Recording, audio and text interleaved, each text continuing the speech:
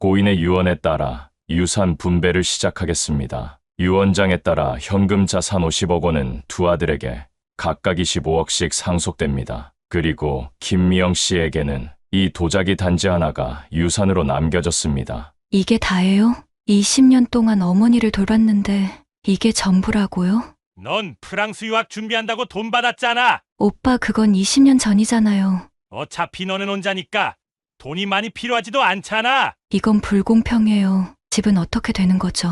이 이야기는 20년이라는 시간 동안 부모님 곁을 지켜온 막내딸이 불공평한 유산 상속 과정에서 진실을 찾아가는 이야기입니다. 끝까지 지켜봐 주세요. 그리고 지금 보고 계신 지역을 댓글로 남겨주세요. 문경 장례식장의 하얀 국화 향기가 미영의 코끝을 찔렀습니다. 창백한 형광등 아래 놓인 아버지의 영정사진 속 무표정한 얼굴이 그녀를 내려다보고 있었어요. 도예가 김성민 74세 생전에 말수가 적었던 것처럼 죽음도 조용했습니다. 미영아, 이제 발인할 시간이야. 큰오빠 정훈의 목소리에 미영은 천천히 고개를 들었습니다. 눈물조차 말라버린 얼굴로 고개를 끄덕였어요. 3일 동안 밤새워 지킨 빈소. 이제 더 이상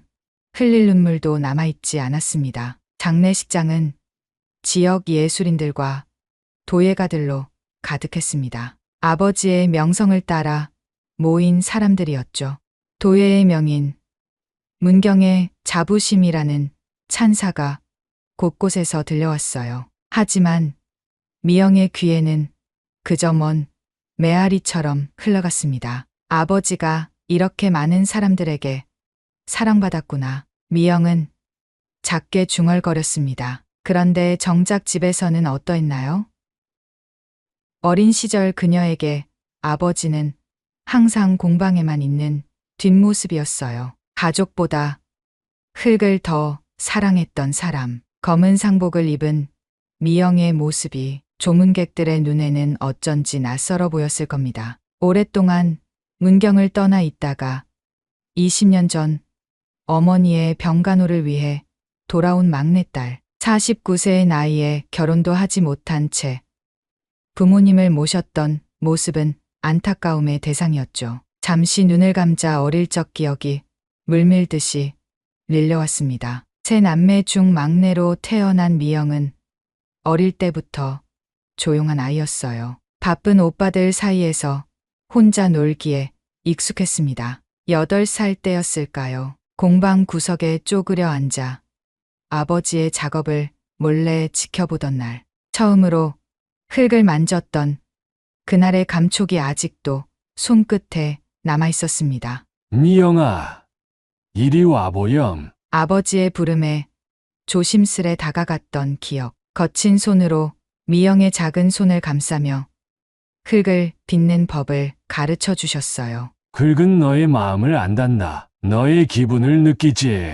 슬플 때 만든 그릇은 슬픔을 담고 기쁠 때 만든 그릇은 기쁨을 담는단다. 그때만큼은 아버지의 눈빛이 따뜻했습니다. 하지만 그런 순간은 짧았어요. 다시 아버지는 침묵의 세계로 돌아갔고 미영은 혼자 흙을 만지며 자랐습니다. 발인이 끝나고 화장장에서 나온 가족들은 곧장 법무사 사무실로 향했습니다. 오빠들은 표정이 밝아졌지만 미영의 심장은 빠르게 뛰기 시작했어요. 무언가 불길한 예감이 그녀를 덮쳤습니다. 어서 와요. 김 선생님 가족분들. 마른 체구의 법무사가 공손하게 인사했습니다. 테이블 위에는 이미 서류들이 가지런히 놓여 있었어요. 고인의 유언에 따라 유산 분배를 시작하겠습니다. 법무사의 목소리는 건조했습니다. 미영은 의자 끝에 걸터 앉아 손가락을 꼭 움켜쥐었어요. 작은 소리도 놓치지 않으려는 듯이 귀를 기울였습니다. 유언장에 따라 현금 자산 50억 원은 두 아들에게 각각 25억씩 상속됩니다. 법무사의 건조한 목소리가 사무실에 울려 퍼졌습니다. 미영은 숨을 깊게 들이마셨어요.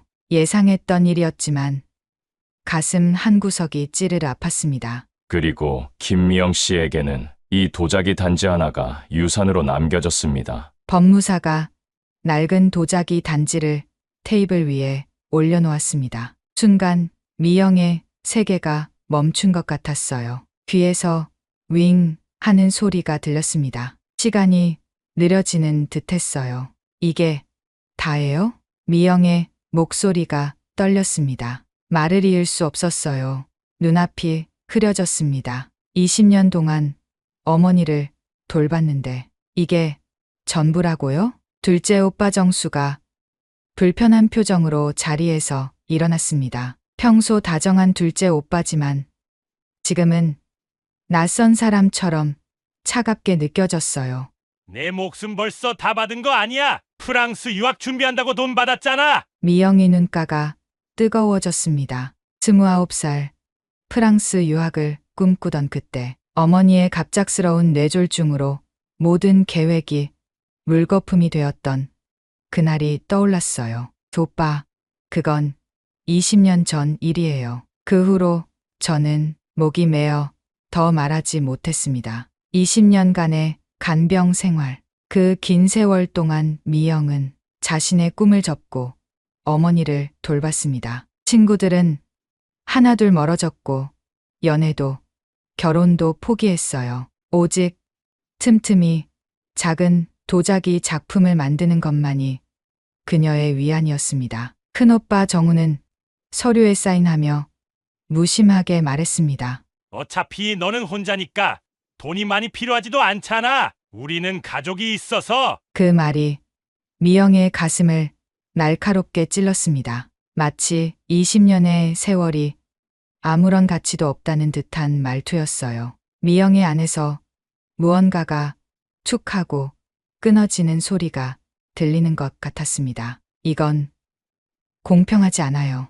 미영의 목소리가 작게 떨렸습니다. 억울함과 분노가 목구멍까지 차올랐지만 더 이상의 말은 나오지 않았어요. 평생 참고 살아온 습관이 그녀의 입을 다물게 했습니다. 큰오빠는 한숨을 내쉬었습니다. 인생이 어디 공평하니? 내가 어머니를 돌본 건 내 선택이었잖아. 하지만 그것은 선택이 아니었습니다. 미영에게는 선택지가 없었어요. 오빠들은 각자의 가정이 있었고 막내딸인 미영에게 그 책임이 자연스럽게 떨어졌을 뿐이었습니다. 집은 어떻게 되는 거죠?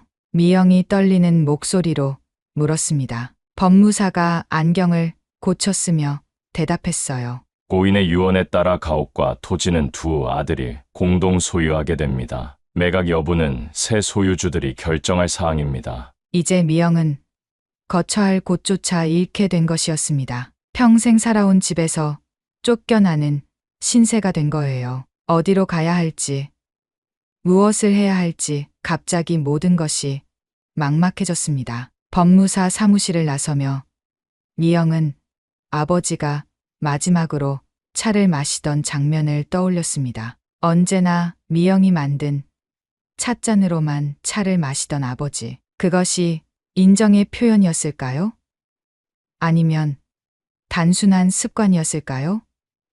하지만 미영은 그것을 알아차리지 못했습니다. 비가 내리기 시작했습니다. 오빠들은 각자의 차를 타고 떠났고 미영은 혼자 버스를 타고 집으로 돌아왔어요. 빗방울이 창문을 타고 흘러내리는 모습이 미영의 눈물처럼 느껴졌습니다. 집으로 돌아온 미영은 빈 집안을 천천히 둘러보았어요. 20년의 세월이 담긴 이 집, 이제 이곳에도 머물 수 없을 터였습니다. 오빠들은 이미 집을 팔 계획을 세우고 있었으니까요. 미영은 손에 든 낡은 도자기 단지를 물끄러미 바라보았습니다. 겉보기에는 특별할 것 없는 평범한 단지였어요. 이것이 아버지가 남긴 유일한 선물이었습니다. 아버지, 정말 저를 이렇게 미워하셨나요?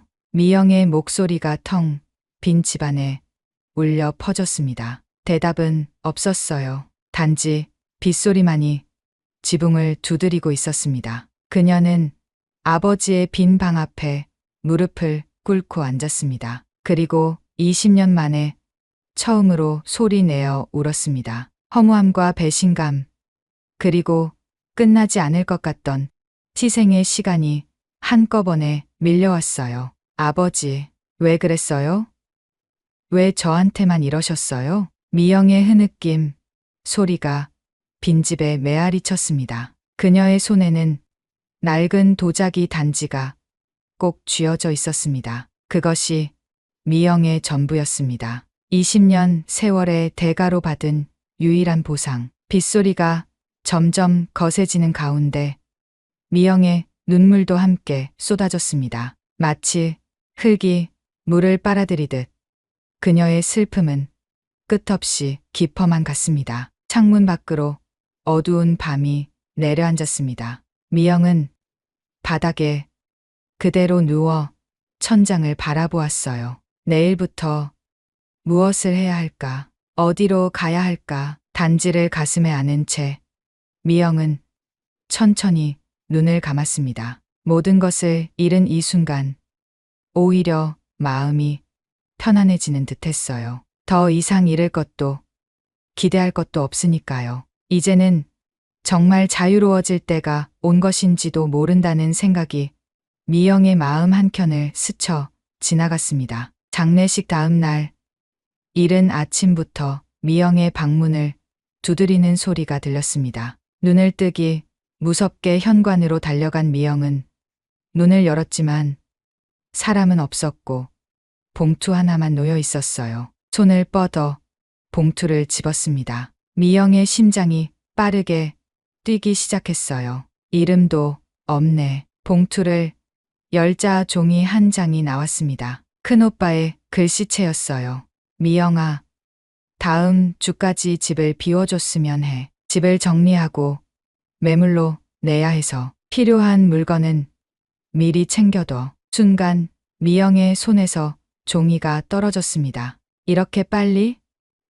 아직 아버지의 체온도 완전히 식지 않았는데 분노가 목구멍까지 차올랐지만 미영은 깊게 숨을 들이마셨습니다. 지금은 감정에 휩쓸릴 때가 아니었어요. 일단 필요한 것들을 챙겨야 했습니다. 미영은 천천히 아버지의 방으로 향했습니다. 문을 열자 낡은 목재 냄새와 아버지가 쓰던 담배 향이 코끝을 스쳤어요. 마치 아버지가 아직도 이곳에 있는 것 같았습니다. 아버지, 미영의 목소리가 방 안에서 메아리 쳤습니다. 벽에 걸린 사진 속 아버지는 젊은 시절 공방에서 작업 중인 모습이었어요. 늘 그렇듯 무표정한 얼굴이었지만 눈빛만은 작품에 집중하는 열정으로 가득했습니다. 서랍장을 하나씩 정리하기 시작했어요.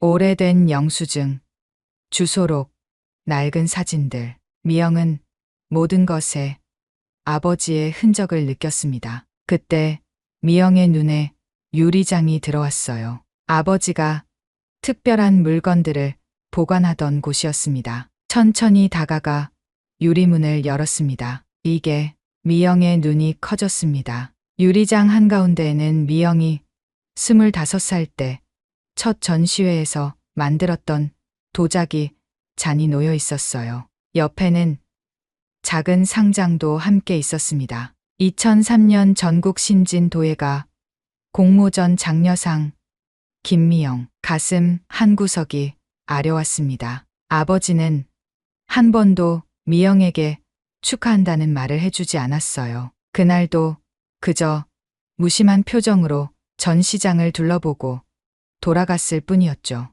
하지만 여기 이렇게 소중히 보관하고 있었다니 알고 계셨군요. 미영의 목에서 뜨거운 덩어리가 올라왔어요. 아버지는 말로 표현하지 않았을 뿐 마음으로는 미영의 재능을 인정하고 있었던 걸까요? 유리장을 더 살펴보던 미영은 문득 아버지의 유품으로 받은 도자기 단지가 생각났습니다. 서둘러 자신의 방으로 돌아가 단지를 가져왔어요. 손바닥 크기의 소박한 단지였습니다. 표면은 투박했지만 독특한 유약이 칠해져 있었어요. 미영은 전문가의 눈으로 단지를 자세히 관찰했습니다. 이건 철화 백자인데 유약이 특이해. 미영은 손가락으로 단지 표면을 천천히 쓸어내렸습니다. 매끄러운 표면 아래로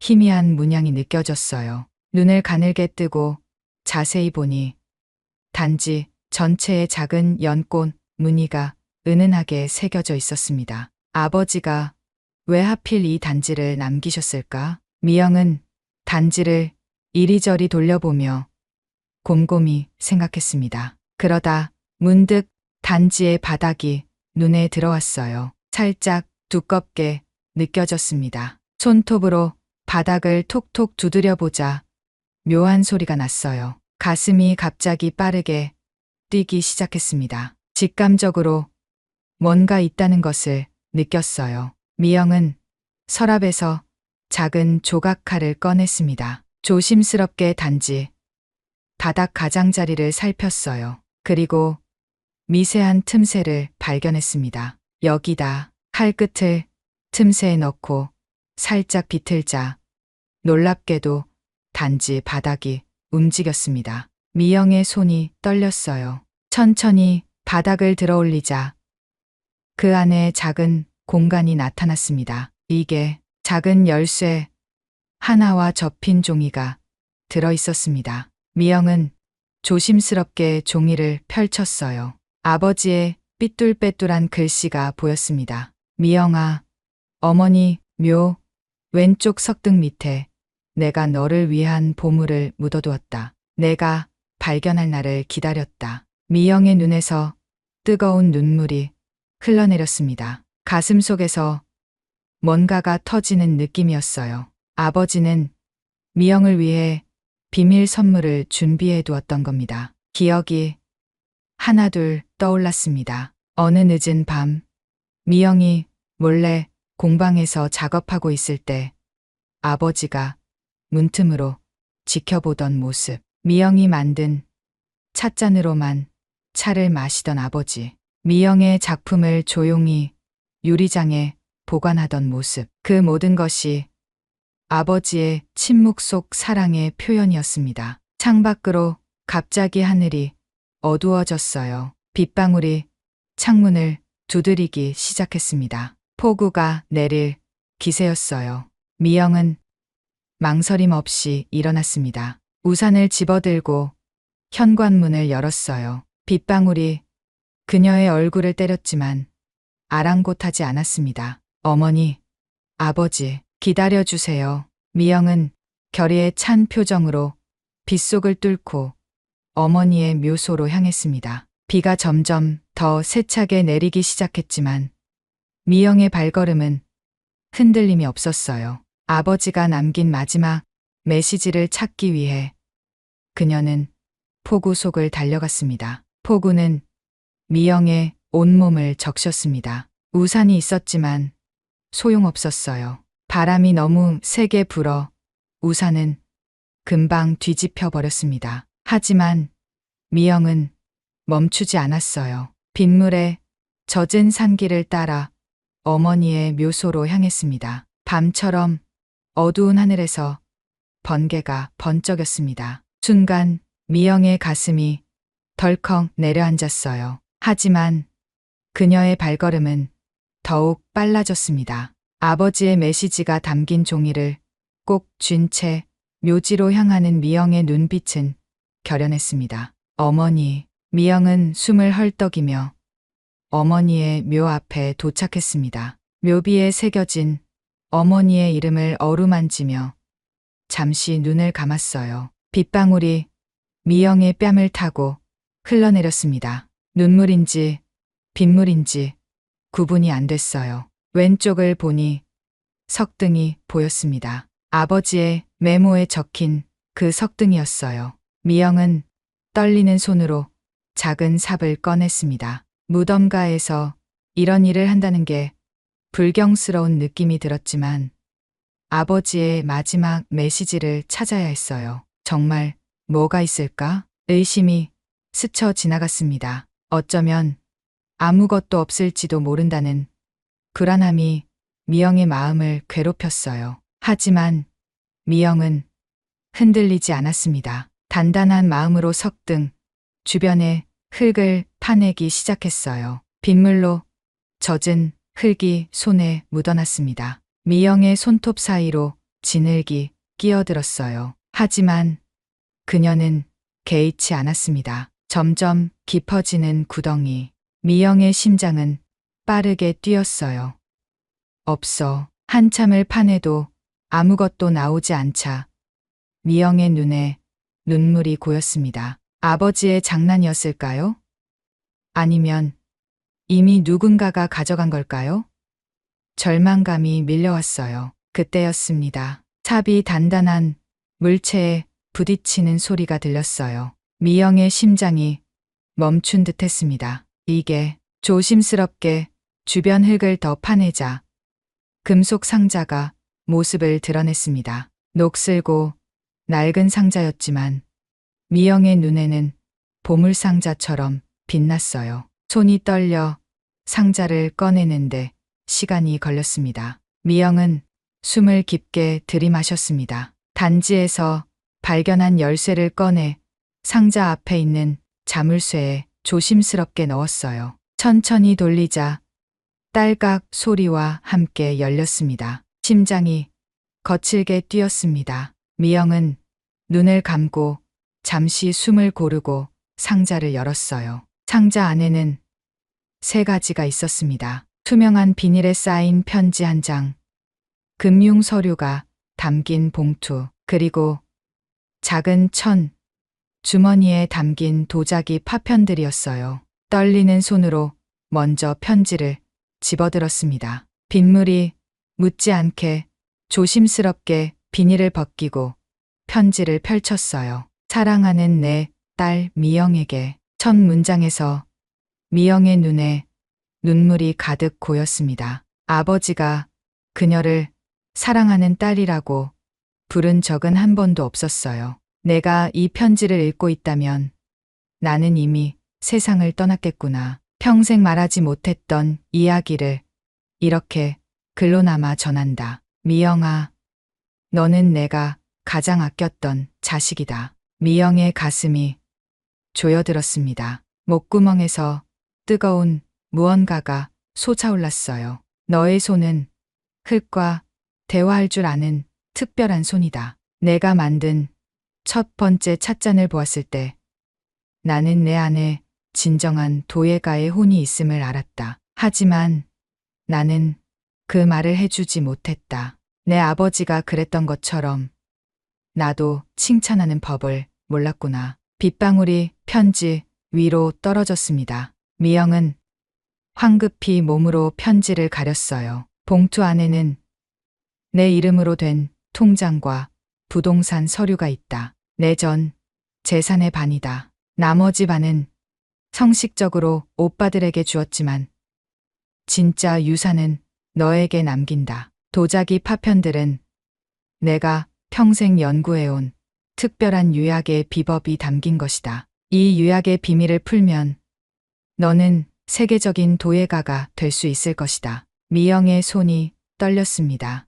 시선이 흐려졌어요. 미영아, 미안하다. 내 꿈을 응원하지 못해서, 내 희생을 당연하게 여겨서, 그리고 내 사랑을 제대로 표현하지 못해서 더 이상 참을 수 없었습니다. 미영은 무릎을 꿇고 오열했어요. 20년 동안 쌓아왔던 침묵의 벽이 한순간에 무너졌습니다. 이제야 미영은 아버지의 진심을 알게 되었지만 이미 너무 늦었어요. 아버지의 목소리는 다시는 들을 수 없었습니다. 아버지, 미영의 흐느낌이 비바람 소리에 묻혔습니다. 천둥이 울렸지만 미영은 아랑곳하지 않았어요. 금융 서류를 확인할 생각도 나지 않았습니다. 그저 아버지의 마지막 말에 가슴이 찢어지는 아픔만이 느껴졌어요. 비가 잦아들었습니다. 미영은 천천히 일어나 어머니의 묘비 앞에 무릎을 꿇었어요. 그리고 아버지의 사진이 새겨진 묘비 앞에도 절을 올렸습니다. 어머니, 아버지, 이제는 제 삶을 살겠습니다. 미영의 목소리는 떨렸지만 눈빛은 단단했습니다. 그녀는 상자를 품에 안고 천천히 묘소를 떠났어요. 하늘에는 어느새 비가 그치고 달이 모습을 드러내고 있었습니다. 서울 강남의 고층 빌딩 사이로 햇빛이 쏟아졌습니다. 미영은 떨리는 다리로 대형 은행의 신탁센터로 향했어요. 아버지가 남긴 금융 서류를 확인하러 온 것이었습니다. 로비에 들어서자 미영은 자신의 초라한 차림이 부끄러워졌어요. 여러 날 입은 듯한 낡은 청바지에 해진 티셔츠. 다른 사람들의 시선이 느껴졌습니다. 김미영, 님 맞으세요? 이쪽으로 오시겠습니까? 말끔한 정장 차림의 신탁 매니저가 미영을 안내했습니다. 미영은 쭈뼛쭈뼛 따라갔어요. 김성민님께서 딸을 위해 20년 넘게 준비하신 신탁 자산입니다. 매니저가 컴퓨터 화면을 보여주었습니다. 미영의 눈이 휘둥그레졌어요. 이게 제 이름으로 된 건가요? 화면에는 눈을 의심할 만한 숫자가 찍혀 있었습니다. 100억 원. 미영의 심장이 쿵쾅거렸어요. 네. 모두 김미영 님의 명의로 되어 있습니다. 현금, 자산 70억, 부동산 30억 상당입니다. 미영은 말문이 막혔습니다. 순간 숨이 멎는 듯 했어요. 혹시 아버지께서 저에 대해 뭐라고 하셨나요? 미영의 목소리가 떨렸습니다. 매니저는 미소를 지었어요. 김성민 님은 항상 딸 자랑을 하셨어요. 내 딸은 타고난 도예가라고요. 딸의 손끝에서 흙이 생명을 얻는다고 하셨죠. 미영의 눈에서 눈물이 흘러내렸습니다. 그 말을 직접 들었다면 얼마나 좋았을까요? 목구멍이 뜨거워졌어요. 일주일 후 미영은 변호사와 만났습니다. 새로운 옷차림, 자신감 있는 표정, 마치 다른 사람이 된 것 같았어요. 제3자를 통해 오빠들이 매물로 내놓은 고향집을 구매하고 싶습니다. 미영의 목소리에는 힘이 실려 있었습니다. 변호사는 고개를 끄덕였어요. 네.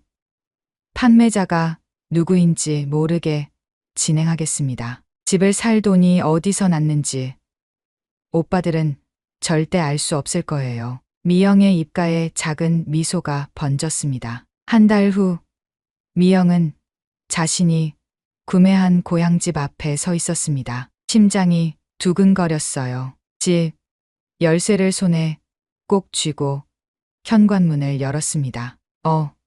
미영이 아니냐? 뜻밖의 목소리에 미영은 흠칫 놀랐습니다. 큰오빠와 둘째 오빠가 정원에 서 있었어요. 미영의 얼굴이 굳었습니다. 미영아, 너 여기서 뭐 하는 거야? 이 집은 이미 팔렸어. 큰오빠의 목소리가 날카로웠습니다. 미영은 깊게 숨을 들이마셨어요. 이 집의 새 주인은 나예요. 순간 오빠들의 얼굴이 창백해졌습니다. 두 사람의 눈이 휘둥그레졌어요. 무슨 소리야? 내가 어떻게? 미영은 묵묵히 현관문을 열었습니다. 오빠들의 의심, 어린 눈초리가 따라왔어요. 너 갑자기 돈이 어디서 생긴 거야? 둘째 오빠의 목소리가 떨렸습니다. 미영은 고개를 들어 오빠들을 똑바로 바라봤어요. 아버지가 주셨어요. 진짜 유산을. 그 말을 남기고 미영은 집 안으로 들어갔습니다. 오빠들의 당혹스러운 표정이 그녀의 가슴을 시원하게 했어요. 그날부터 미영은 아버지의 낡은 공방을 재건하기 시작했습니다. 벽을 새로 칠하고 최신 가마를 들여놓고 작업대를 정비했어요. 그리고 아버지가 남긴 도자기 파편들을 연구하기 시작했습니다. 이건 특별한 유약이야. 미영은 밤낮으로 연구했습니다. 실패와 좌절의 연속이었어요. 유약이 균열되기도 하고 색상이 이상하게 나오기도 했습니다. 하지만 미영은 포기하지 않았어요. 아버지, 도와주세요. 20번째 실험에서 기적이 일어났습니다. 가마에서 나온 도자기는 마치 달빛을 머금은 듯 신비로운 빛을 발했어요. 표면은 매끄러웠지만 깊이 들여다보면 수백 개의 작은 결정체가 빛을 반사했습니다. 미영의 손이 떨렸어요. 눈물이 그녀의 뺨을 타고 흘러내렸습니다. 성공했습니다. 아버지의 비법을 완벽하게 재현해냈어요. 아버지, 해냈어요. 미영은 작품을 품에 안았습니다. 마치 아버지의 영혼이 작품 속에 숨 쉬는 것 같았어요. 가슴이 벅차올랐습니다. 그 후로 미영은 작품 활동에 전념했습니다. 아버지의 유약 비법으로 만든 작품들은 하나같이 특별했어요. 전통적인 형태의 현대적인 감각을 더한 미영만의 스타일이 완성되었습니다. 인사동에 갤러리를 열고 싶어요. 미영은 부동산 중개인과 만나 말했습니다. 이제 그녀의 눈빛은 자신감으로 가득했어요. 더 이상 움츠러들지 않았습니다. 갤러리 공사는 순조롭게 진행되었습니다. 벽을 허물고 조명을 설치하고 작품 진열대를 만들었어요. 미영은 모든 과정에 직접 참여했습니다. 내 갤러리, 내 작품, 내 인생. 입으로 되뇌일 때마다 가슴이 벅차올랐습니다. 평생 누군가의 딸, 누군가의 여동생으로만 살아왔던 미영은 이제 자신만의 이름을 갖게 되었어요. 마침내 전시회 준비가 끝났습니다. 미영은 갤러리 이름을 흙의 속삭임으로 정했어요. 아버지와 자신이 나눈 대화를 기억하며 지은 이름이었습니다. 전시회 하루 전날 밤, 미영은 작품들 사이에 앉아 있었습니다. 달빛이 갤러리 창문을 통해 스며들어 작품들을 비추었어요. 모든 것이 꿈만 같았습니다. 내일이면 내 인생의 새로운 장이 시작돼. 기대와 불안이 미영의 마음을 오갔습니다. 그녀는 깊게 숨을 들이마셨어요. 이제 더 이상 과거에 묶여 있지 않을 것입니다. 오늘의 밤이 지나면 미영은 진정한 자신의 모습으로 세상 앞에 서게 될 거예요. 아버지, 어머니, 지켜봐 주세요. 미영의 속삭임이 고요한 갤러리에 울려 퍼졌습니다. 그녀의 눈빛에는 결의와 희망이 가득했어요. 이제 미영은 자신의 불꽃을 세상에 피울 준비가 되었습니다. 인사동, 흙의 속삭임, 갤러리 앞에 사람들이 줄을 서 있었습니다. 미영은 떨리는 손으로 리본을 잘랐어요. 개업을 알리는 종소리가 울렸습니다. 축하합니다. 김 작가님, 미술 평론가들과 언론인들이 미영을 둘러쌌습니다. 카메라 플래시가 터지는 가운데 미영은 꿈을 꾸는 듯한 기분이었어요. 가슴이 터질 것 같았습니다. 갤러리 안으로 사람들이 물밀듯 들어왔습니다. 미영은 천천히 작품들을 설명했어요. 특히 많은 사람들이 편안한 손길 시리즈 앞에 모여들었습니다. 이 작품들은 어르신들과 장애가 있는 분들을 위해 특별히 디자인했어요. 손의 힘이 약해도 쉽게 잡을 수 있는 손잡이, 흘리지 않고 마실 수 있는 입구. 미영의 목소리는 부드러웠지만 자신감이 넘쳤어요. 아버지의 유약 기술과 자신의 디자인 감각이 만나 탄생한 작품들이었습니다. 전시회의 열기가 한창일 때 미영은 입구에서 익숙한 얼굴을 발견했습니다. 큰오빠와 둘째 오빠였어요. 순간 미영의 심장이 빠르게 뛰었습니다. 오셨네요. 미영은 담담한 목소리로 말했지만 속은 복잡했어요. 오빠들은 어색한 표정으로 서 있었습니다. 미영아, 정말 대단하구나. 내가 이런 일을 해낼 줄은. 큰오빠의 목소리에는 진심 어린 감탄이 묻어 있었습니다. 미영은 미소를 지었어요. 가슴 한구석이 따뜻해졌습니다. 안쪽에서 이야기할까요? 미영은 오빠들을 작은 사무실로 안내했습니다. 문을 닫는 순간 둘째 오빠가 갑자기 고개를 숙였어요. 미영아, 사실 우리가 찾아온 이유가 있어. 미영은 눈썹을 치켜 올렸습니다. 큰 오빠가 한숨을 내쉬며 말을 이었어요. 내 갤러리가 파산 직전이야. 코로나 이후로 계속 적자였어. 둘째는 부동산 투자에 실패해서 우리 둘 다 지금 막막한 상황이야. 미영의 얼굴에서 표정이 사라졌습니다. 도움을 청하러 온 거였군요. 복잡한 감정이 물밀듯이 밀려왔어요. 배신감, 분노, 그리고 묘한 승리감까지. 그래서 내게 뭘 바라는 거죠? 미영의 목소리는 차가웠습니다. 오빠들의 얼굴이 굳었어요. 돈을 빌려달라는 게 아니야. 그냥 내 성공 비결을 좀 알려주면 좋겠어. 미영은 잠시 말을 잊었습니다. 과거의 기억들이 머릿속을 스쳐 지나갔어요. 20년간의 간병, 무시당했던 시간들, 그리고 낡은 도자기 단지 하나. 성공 비결요? 미영의 목소리가 떨렸습니다. 차마 더 말을 잇지 못했어요. 눈물이 글썽였습니다. 그때 사무실 문을 노크하는 소리가 들렸어요. 미영의 비서가 고개를 내밀었습니다. 김 작가님, 일본 바이어께서 편안한 손길 시리즈 전체를 주문하고 싶대요. 노인 케어 제품 라인으로 발전시키고 싶다고 하시네요. 미영의 눈이 커졌습니다. 이런 기회가 올 줄은 몰랐어요. 순간 미영의 머릿속에 어머니가 떠올랐습니다. 어머니를 위해 만들었던 첫 찻잔. 그때의 마음. 알겠어요.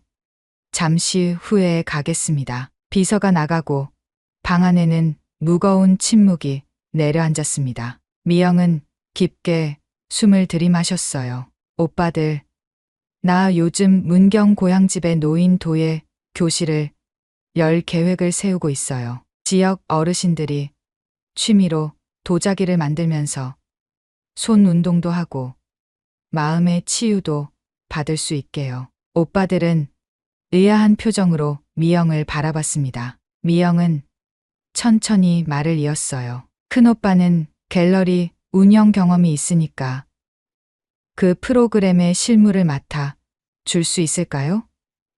둘째 오빠는 재무 관리를. 오빠들의 눈이 휘둥그레졌습니다. 지금 미영이 그들에게 일자리를 제안하고 있었어요.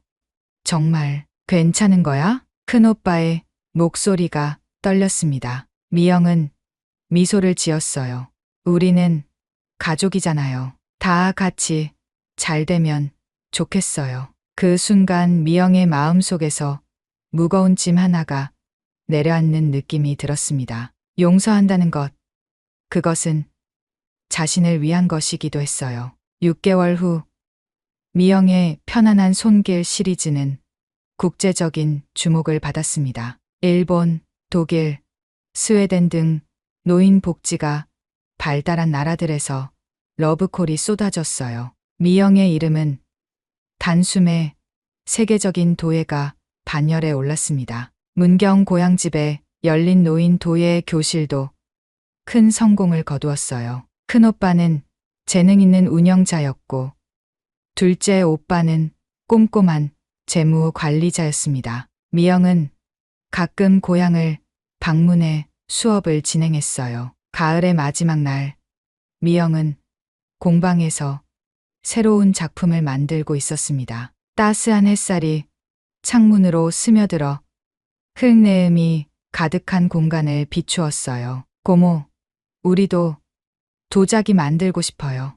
갑작스러운 목소리에 미영은 고개를 들었습니다. 현관에는 큰오빠의 딸 수진이와 둘째 오빠의 아들 민호가 서 있었어요. 아이들의 눈빛은 호기심으로 가득했습니다. 고모가 만드는 거 멋있어 보여요. 우리도 가르쳐 주세요. 미영의 얼굴에 따뜻한 미소가 번졌습니다. 아이들을 바라보는 그녀의 눈에서 빛이 났어요. 그럼 이리 와. 고모가 도자기의 마법을 보여줄게. 미영은 작은 의자들을 꺼내 아이들을 앉혔습니다. 그리고 젖은 흙 한 덩이를 그들 앞에 놓았어요. 기억해. 흙은 너희의 마음을 안단다. 너희의 기분을 느낀단다. 아버지가 어린 미영에게 했던 말을 그대로 전하며 미영은 아이들의 작은 손을 이끌었습니다. 창밖으로 단풍잎이